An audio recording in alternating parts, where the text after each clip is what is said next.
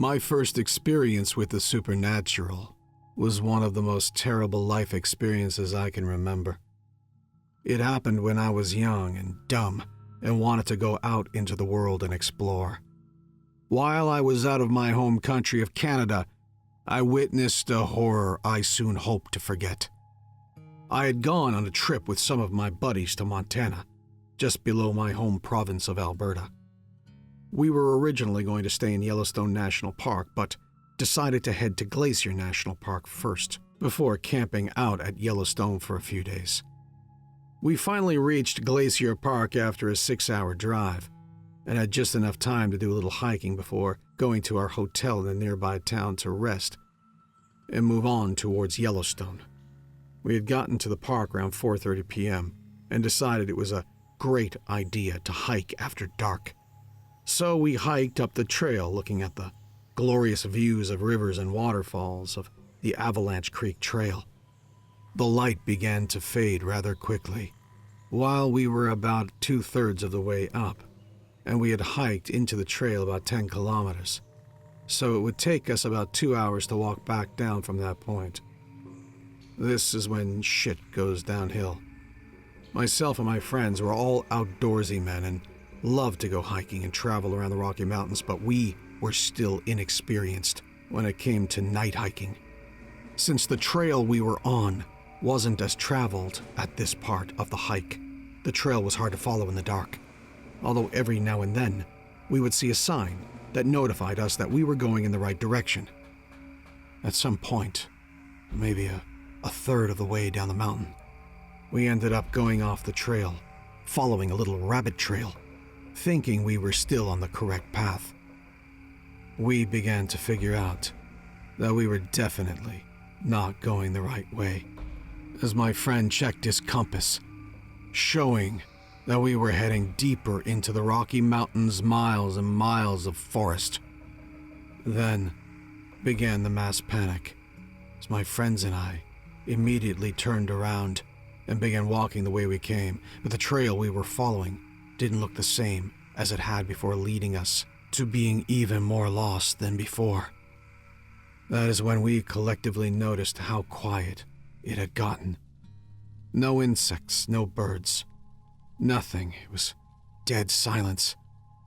I knew this was a bad sign, as I'm a hunter, and when it gets quiet like that, it means that there's a large predator around, and that it is hunting.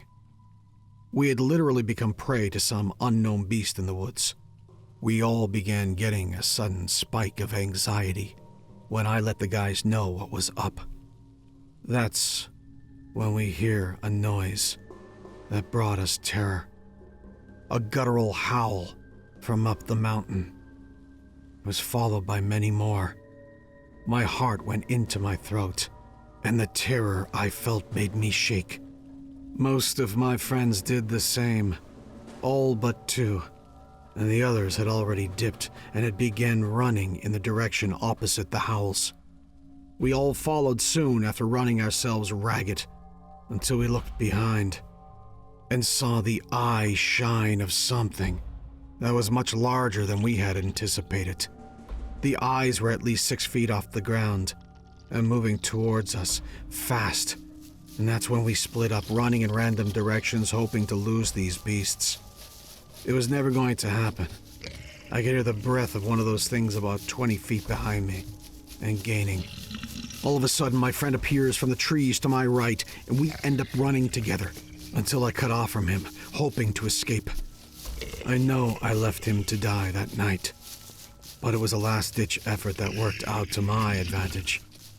I heard his screams from my left, and I ran as fast as I could away from them, with tears rolling down my face as I hear his screams for help and him shrieking in pain, and then nothing, as if he never existed. I continue running down the mountain until I see a familiar sight ahead of me. It was one of the trail signs showing how far you were on the trail. I stopped, checked where I was, and started running again, hoping to get away from the creatures on the mountain. Another kilometer down the trail, I began hearing howls getting closer and closer by the moment, causing me to run even harder. Looking ahead, I see the sign saying, "Parking lot." And I zoom past in my panic, looking for the keys in my pocket and scrambling towards the only vehicle still left in the parking lot, which was my car. I use the fob to unlock my car from a distance and run as hard as I can towards it, slamming into the side of my door and opening it, hopping in and starting the car. I look out my window towards the trail entrance and I see 2 pairs of eyes staring at me from just out of the range of the lampposts. They stare at me before disappearing back into the brush. As I drive away, never looking back. I arrived at the ranger station by the park entrance, and I ran inside looking disheveled and terrified. I began telling the ranger at the desk what had just happened. He then looked at me with a sad face, as if he knew something like this would happen, and called up the search and rescue team to come in the morning to look for them. They were never found.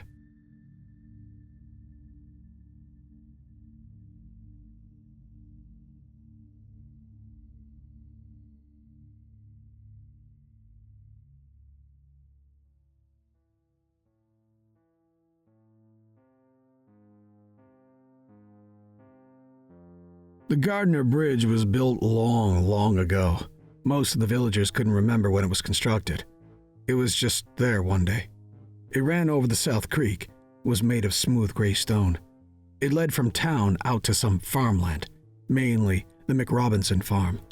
The farm had been in the McRobinson family since they settled there in 1342.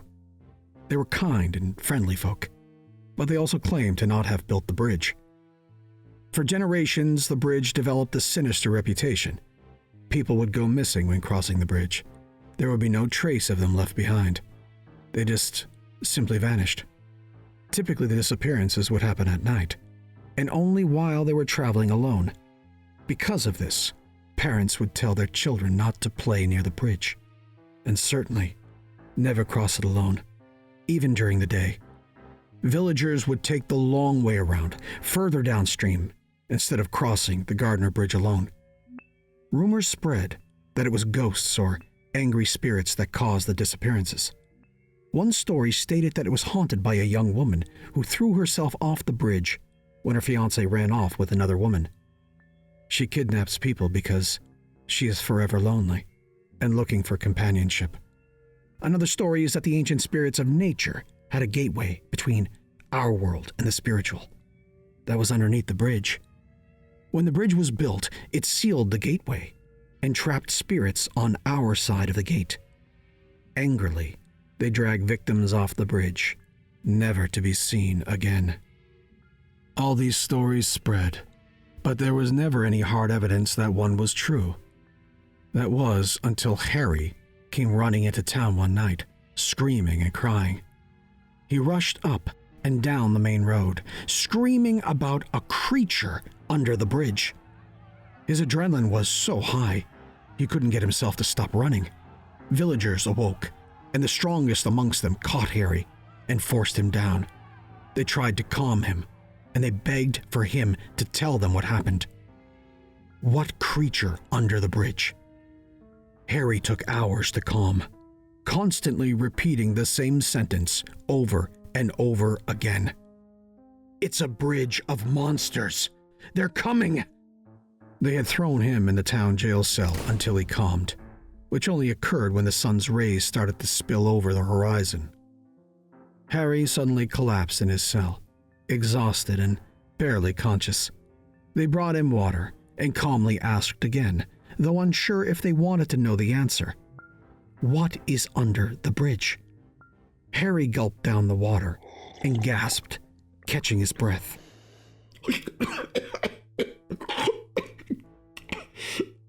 Then he began. The night prior, Harry and his brother Thomas were planning on doing some late-night fishing. The South Creek was swarming with small bass this time of year, and it was a good time to go out and collect while the other fishermen slept. They gathered their fishing gear and headed out. They walked out of town and down the dirt road leading to the creek. Harry was about to take the fork in the road leading to the other bridge further downstream when his brother stopped him.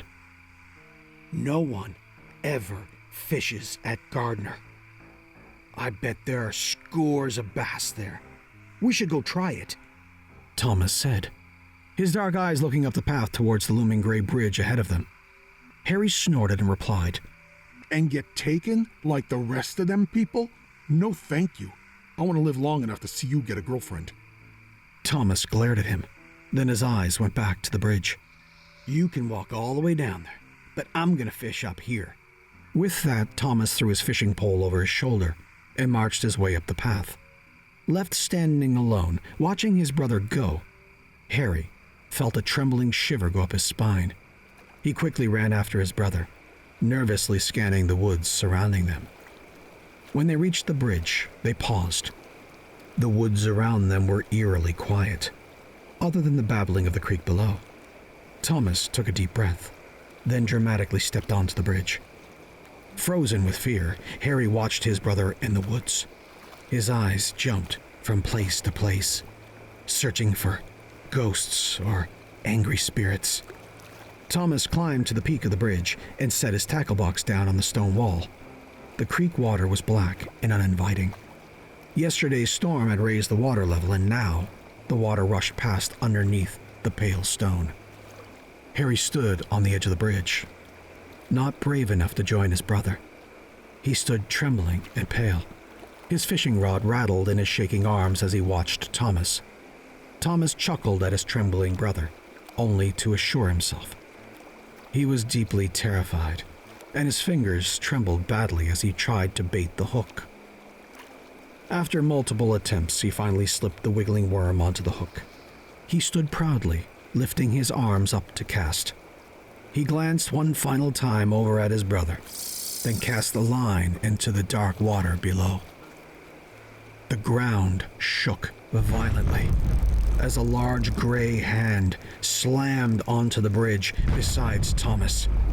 The man fell backwards and shrieked. Harry felt his eyes grow wide and watched in silent horror.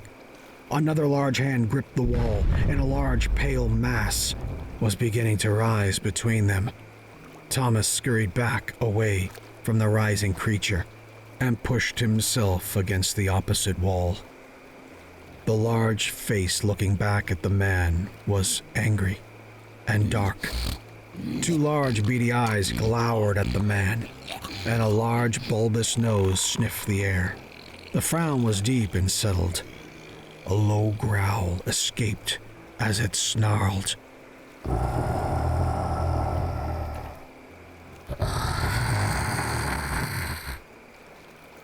The teeth were square and jagged, much like a human's. When it was fully risen, it towered over the bridge. Its chest was gray and had scars running across it. A large droplet of drool ran from the corner of the creature's mouth and slowly made its way down the creature's cheek and onto its chest. Harry felt his bowels release, and he vibrated with fear. Thomas screamed again, but was cut short by the creature's hand lunging at him. It wrapped around the man and squeezed. Harry heard a sickening crunch, and blood gushed out from between the creature's fingers. They both stayed frozen. Blood dripped and started to pool on the stone. Very slowly, the creature's dark eyes went from its hand, over to the trembling man to his right. As soon as Harry and the creature's eyes met, Harry ran. As he ran from the scene, he heard the creature speak one thing. Its voice was deep and guttural, and Harry felt his body vibrate with every word. They engraved themselves into his bones, and as he repeated the words to the villagers, he paled deeply and started to cry. The creature said, "I want more."